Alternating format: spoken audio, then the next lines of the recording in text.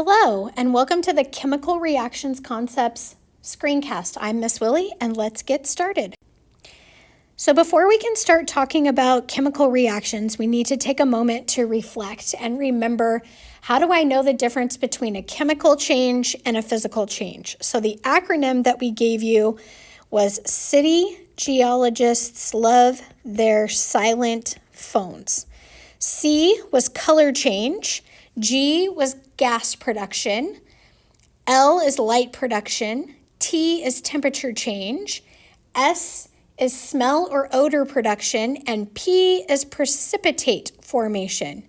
So remember a couple of things. When we're talking about color change, light production, or temperature change, these are things that are unexpected. So these changes happen when there's an unexpected color change or temperature change.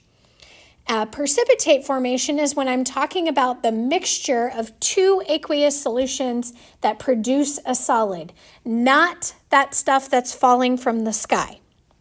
So now that we've remembered about the difference between a chemical change and a physical change, I can now talk about chemical changes. So in order for a chemical change to occur, that means that bonds are broken and then reformed as different bonds. So if you look at my image here, I have two particles that are colliding with each other.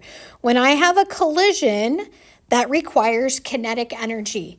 I can get kinetic energy in the forms of mechanical and thermal energy. So I can use that and to create movement with my particles.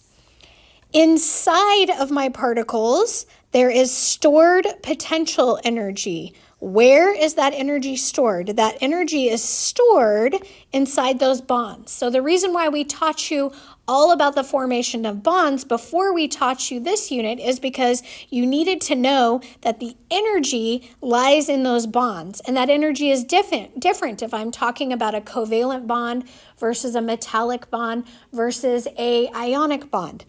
But this is all chemical potential energy. So collisions between particles are essential parts of chemical reactions. Energy is absorbed to break chemical bonds. So in order for me to break these bonds inside of this nitrate ion, I must absorb kinetic energy to do so. This is called an endothermic change. All reactants, when bonds are broken, are endothermic change. It requires energy to break those bonds. The behavior of the particles that make up the reactants is responsible for the rates. Rates is speed of reaction.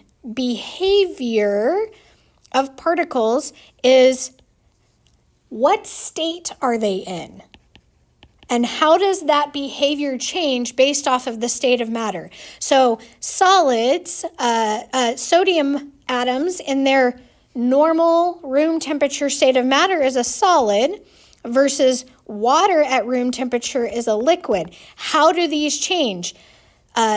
Solids at room temperature have less kinetic energy versus liquids at room temperature that have more kinetic energy, therefore more movement, therefore more collisions. So what you start with and the state of matter is what dictates the speed of the reaction. Which leads us to collision theory, which is a set of principles that says the reacting particles can form products when they collide with one another, if those collisions have enough kinetic energy, better known as the activation energy. If you remember from biology, the activation energy is the energy required for the reactants to form the products. So according to our graph here, our activation energy is from the reactants to the top of this, that is the energy required. So when I'm talking about collision theory, I must have enough kinetic energy to activate those reactants, to break those bonds. I have to absorb that activation energy, break those bonds so that I can form new bonds. And the correct orientation. So in my first example here, I do not have enough kinetic energy, so therefore the activation energy was not met, so I did not form new products. In the second example here, I have enough activation energy or enough kinetic energy. My collisions have enough energy, but they are not oriented in the right direction. So if I have an oxygen hitting an oxygen when they're colliding, that is two like particles essentially hitting each other. So these are just going to repel.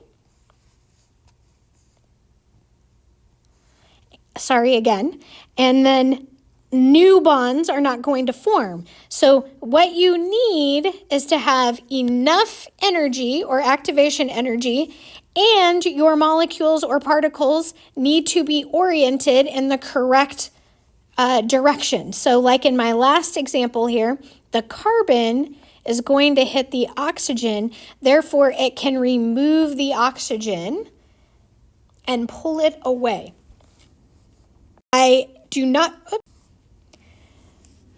There are a few factors that affect the rate of reactions.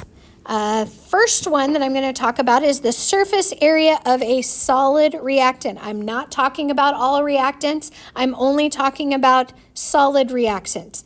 That means I can increase the surface area. How do I increase the surface area? I break physically the original solid into smaller parts. I can do this in the lab by using a mortar and pestle or an actual mallet or a hammer. I am not changing the amount of matter present here. I am only changing the size of the surface area. So this is not more. This is just a smaller particle size compared to this one. Concentration. If I increase the concentration of my reactants, then I can speed up my reaction. I have more collisions when I have more reactants or particles present. So if I explained this in class as if I drink 3 sodas a day, how is that going to affect the enamel on my teeth than if I only drink 1 soda a day? So if I drink 3 sodas a day and have more particles hitting the enamel on my teeth, then I'm going to degrade that enamel at a faster rate than if I only drink 1 soda a day. Here, I'm going to increase the rate of the reaction when I increase the surface area because I have more sites for possible collisions to occur and effective collisions. The next factors I'm going to talk about is changing the pressure of a gaseous reactant. So you are going to learn that pressure and volume have an inverse or an indirect relationship. So as I increase the pressure, I'm decreasing the volume. This is important for gases because we know that gases take the shape of their containers, or the volume of a gas is the volume of its container. So if I'm increasing the pressure of a gas, then I am increasing the volume for which it occupies, which increases the number of collisions that are occurring. Temperature is direct measurement of kinetic energy. So if I increase the temperature, then I'm going to increase the speed or rate of my reaction. If I decrease the temperature, then I am going to decrease the speed or rate of my reaction for all types of reactants.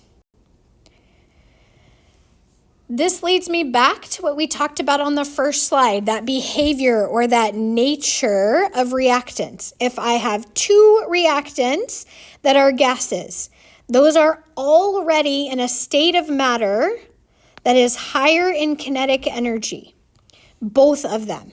Whereas if I have a reactant that is a gas and one reactant that is a solid, one of my reactants is at a lower kinetic energy, the other is at a higher kinetic energy. Therefore, this reaction is going to occur at a faster rate than this reaction.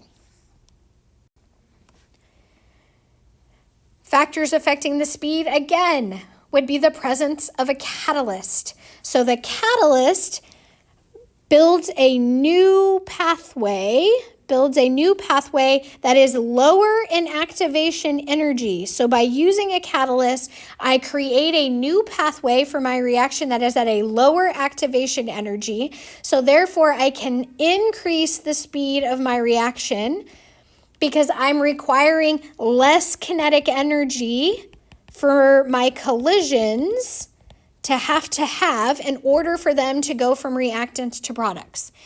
If you remember from biology, enzymes are biological catalysts. So now let's talk about some of the vocabulary that we need to know about chemical equations. This in top right here is a chemical equation when I'm talking about this entire top. The large number in a chemical equation is called a coefficient. The small number is called a subscript. The subscript is the number of atoms in the particle, or the number of ions in the particle. In this case, it's the number of atoms in the particle. And then the little number or letters, so the states of matter. So this is telling me liquid and aqueous.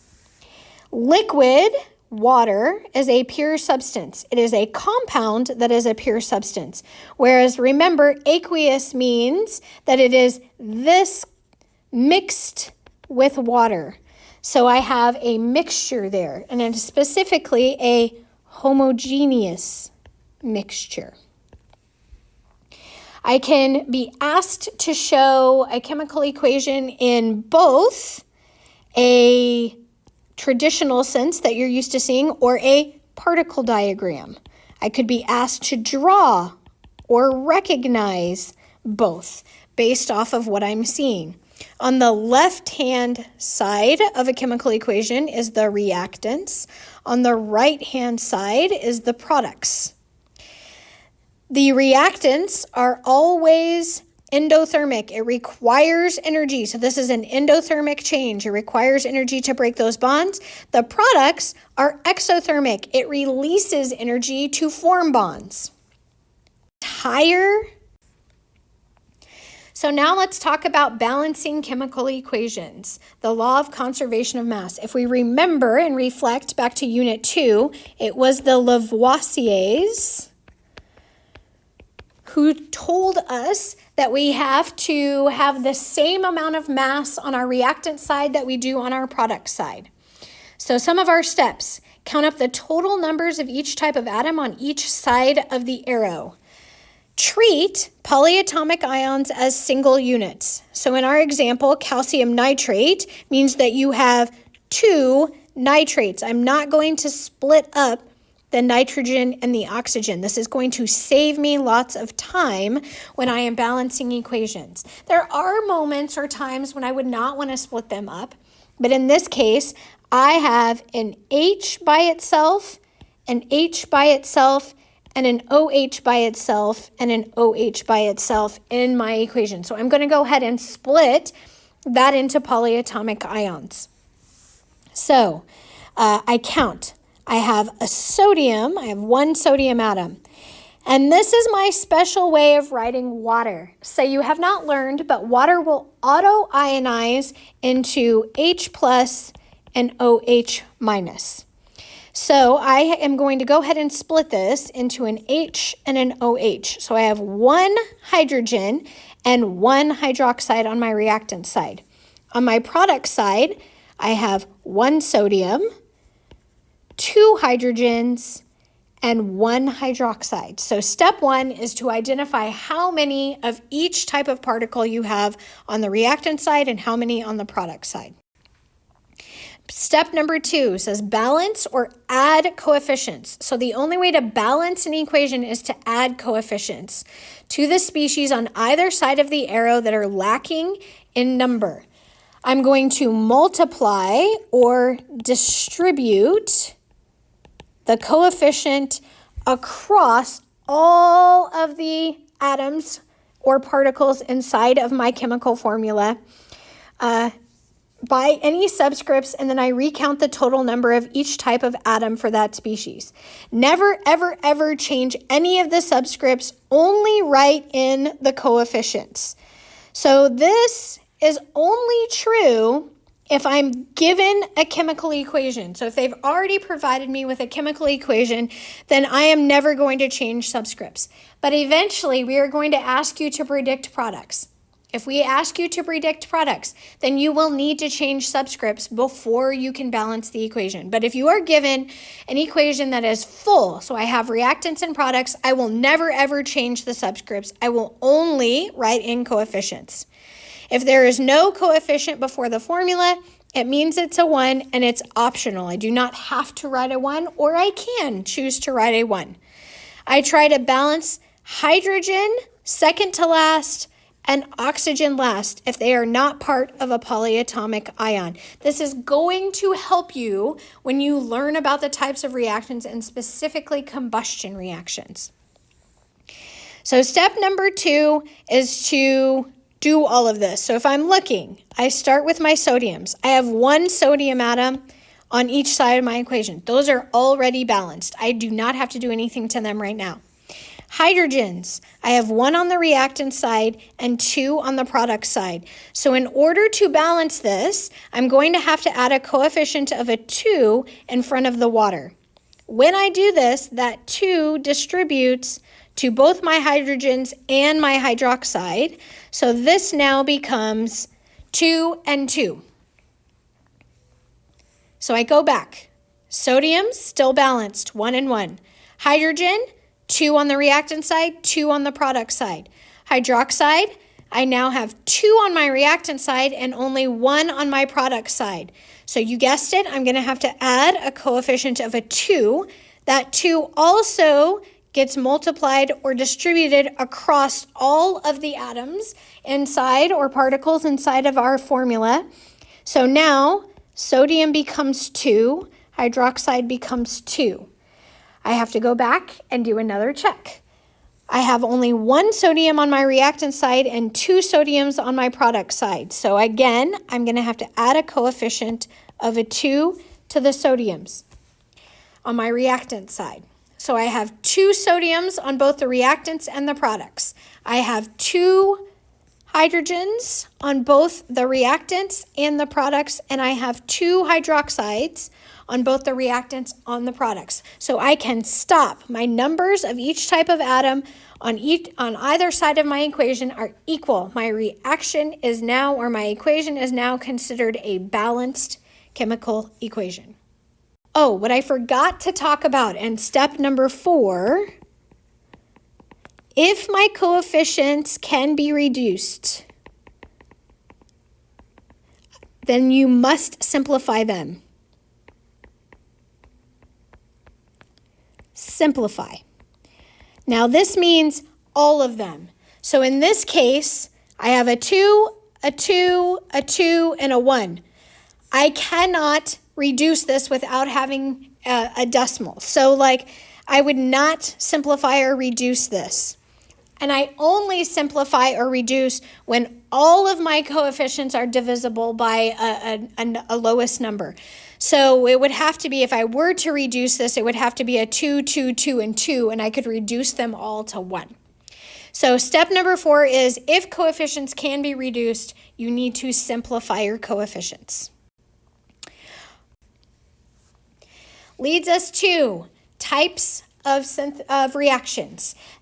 From most of what I've talked about, you had prior knowledge of. This is all maybe new knowledge to you. So my first type of reaction is a synthesis, or it could be called an addition reaction. So this is when I have two or more reactants to form a single product. In this case, aluminum plus iodine yields aluminum iodide.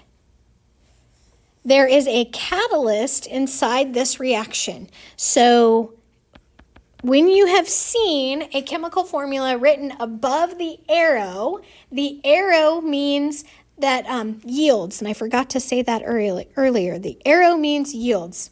But if I have a formula on top of the arrow, then that is the catalyst.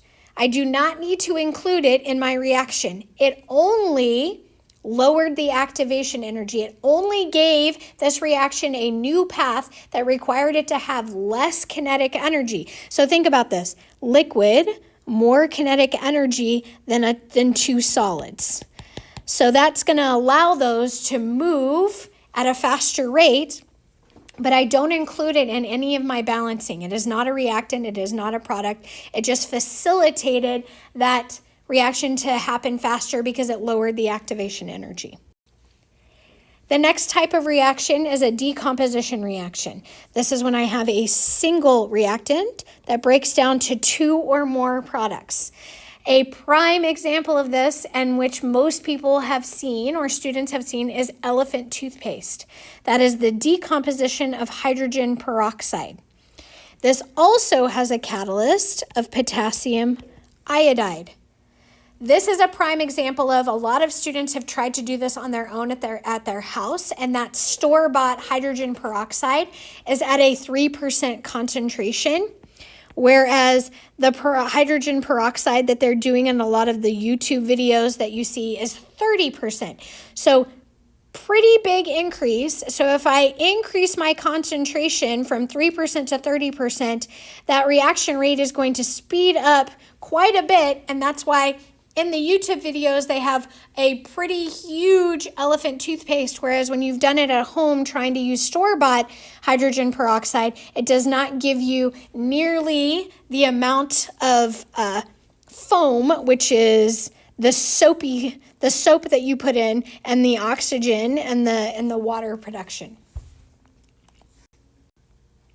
The next type is a single replacement reaction. In a single replacement reaction, atoms of an element replace the atoms of a second element in a compound. So I can have a metal to metal substitution, or I can have a non-metal to non-metal substitution. Both of these are according to different activity series, which you'll learn about in a later lesson. And then metal and water substitution to create hydroxide, because remember, HOH auto-ionizes to H plus and OH minus.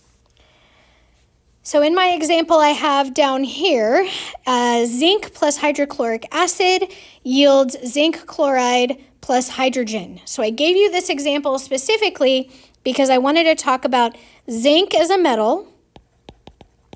Hydrogen is a non-metal, but I just told you that a metal replaces a metal and a non-metal replaces a non-metal, and then I gave you an example of where a metal is replacing a non-metal.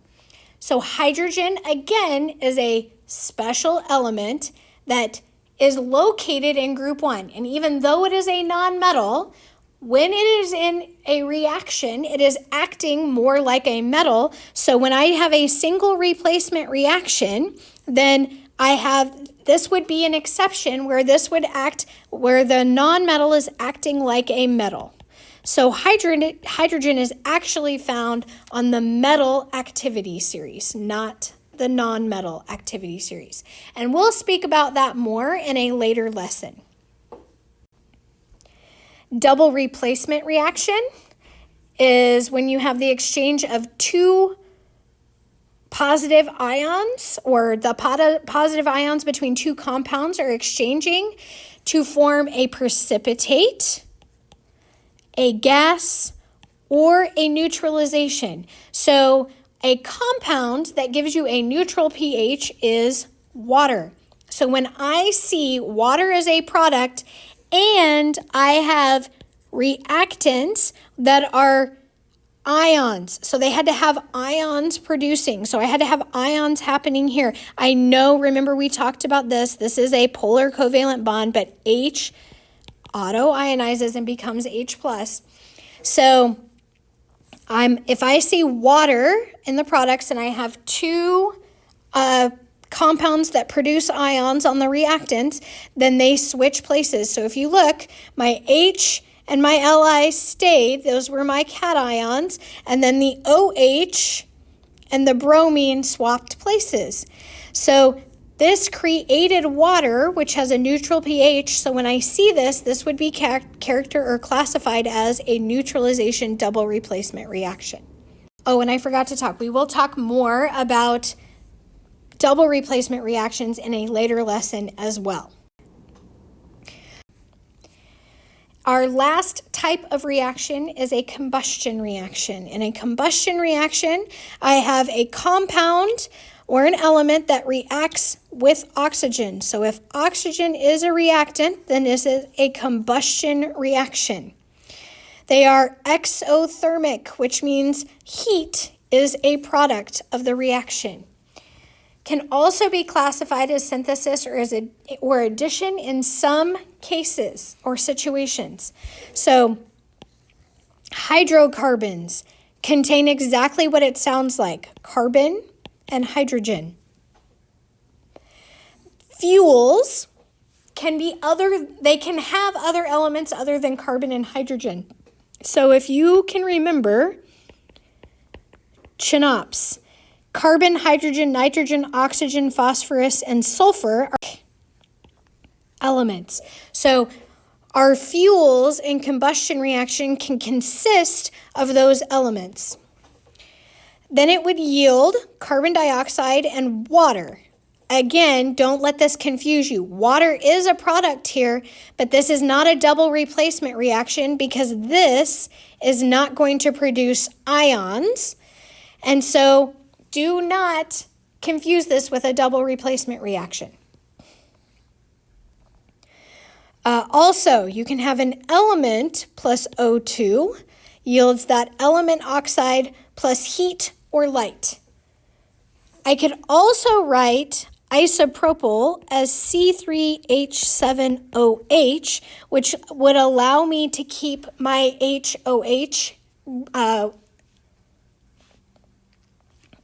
representation of water.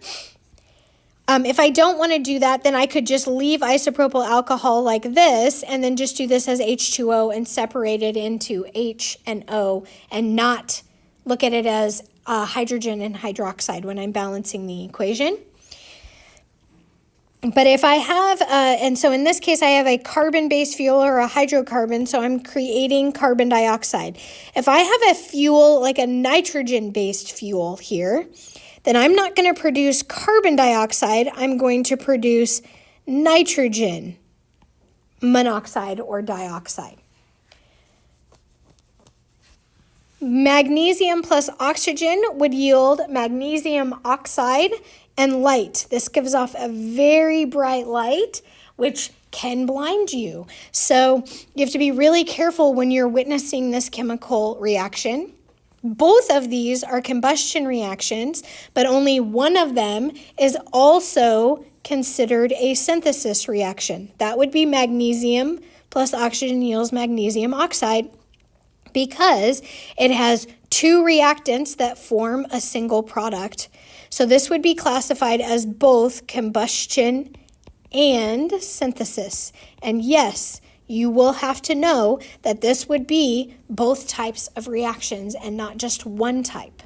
Organic, our last slide, but not least, is the trick for helping you to balance combustion reactions. So you're going to follow all of the steps that we taught you on the earlier slides, where I start with elements that are not hydrogen and oxygen. So here I start with carbon. I have two carbons on the reactant side, so I add a coefficient to allow me to have two carbons on the product side.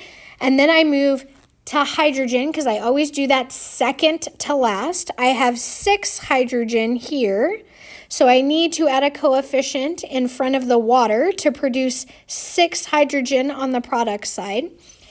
So when I do this, I now have 2 carbons on each side and 6 hydrogens on each side of my arrow.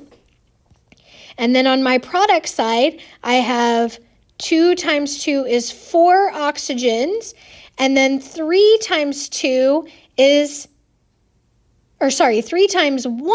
is 3, so then 4 plus 3 equals 7. So I have 7 oxygens on my product side, and I have 2 on my reactant side. So what I'm going to do is use a decimal to figure out how to balance that. So if I wanted to have 7 oxygens on my product side, then I would multiply 2 times 3.5 to get me 7. But I cannot have decimals or fractions as coefficients. And because the bottom of the fraction in this denominator would be a 2 because it's a half, I'm going to multiply all of my coefficients by 2. So that then becomes 2, 7, 4, and 6. I can use this trick for fractions other than the half. It would just then I would multiply by whatever my denominator is. So if I had a 4 on the bottom of my fraction, if that was 3/4, then I would multiply everything by 4 instead of 2. But you should not see any of those that are that complicated in our class. When you go upstairs and take organic chemistry and AP chemistry, I cannot make any guarantees. Thank you for watching watching and listening to my screencast. This is Miss Willie, and I will see you next time.